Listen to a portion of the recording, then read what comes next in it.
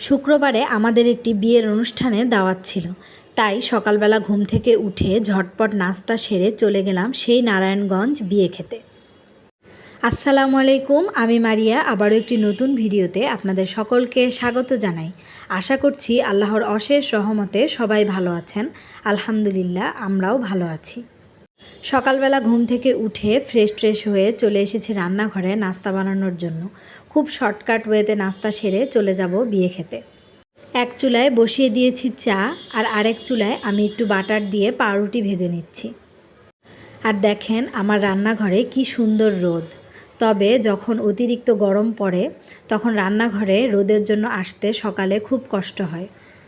তবে শীতকালে আবার বৃষ্টি পড়ার পর রোদ উঠলে এই রোদটা খুব ভাল লাগে রান্নাঘরে। আর এদিকে এই তো আমার পাউরুটি ভেজে নেওয়া শেষ। এবার আমি ডিম পোচ করে নেব পাউরুটির সাথে খাওয়ার জন্য। ডিম পোচের সাথে পাউরুটি খেতে কিন্তু ভালোই লাগে। আমি মাঝে মাঝে এভাবে পাউরুটি আর ডিম পোচ করে থাকি।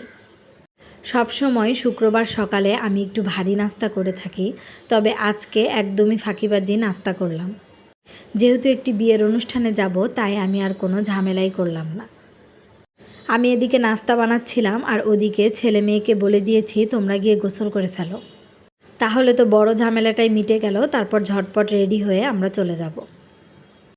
আর আপুরা এখনও যারা আমার এই ভিডিওটি দেখছেন, প্লিজ ভালো লাগলে একটি লাইক দিতে কিন্তু ভুলবেন না। আর এই যে ডিম পোচ করার সময় আমরা যেমন উপরে লবণ ছিটিয়ে দিই, ঠিক তেমন একটু যদি চিলি ফ্লেক্স ছিটিয়ে দেয়া যায় তাহলে কিন্তু খেতে খুব ভালো লাগে। আমি জানি না এটা কি আমার সাথেই হয় নাকি সবার সাথে হয়।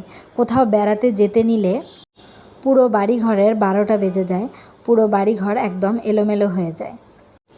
আলমারি, খাট, একদম সব কিছুর 12টা বেজে যায়। তারপর যখন বাহির থেকে এসে এই সব দেখি, মাথায় ঘুরতে থাকে। তখন মনে হয় যাওয়ার আগে যদি গুছিয়ে রেখে যেতাম তাহলেই মনে হয় বেশি ভালো হতো। প্রতিবার আমি ভাবি কোথাও বেড়াতে যাওয়ার আগে সব কিছু গুছিয়ে রেখে যাব, কিন্তু কোনো বারই তা করতে পারি না। প্রতিবারই এলোমেলো করে সব রেখে যাই। তারপর বেড়ানো শেষ করে এসে ক্লান্ত শরীরে আবার সব কিছু ঠিক করতে হয়।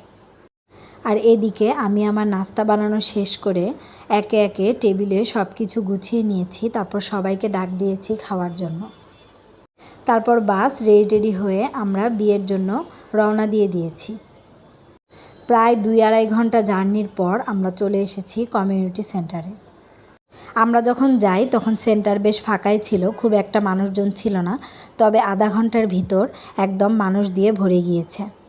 তারপর আমরা খাওয়া দাওয়া শেষ করে সব আত্মীয় স্বজনের সাথে একটু গল্পগুজব করে বাসার উদ্দেশ্যে রওনা দিয়ে দিয়েছিলাম।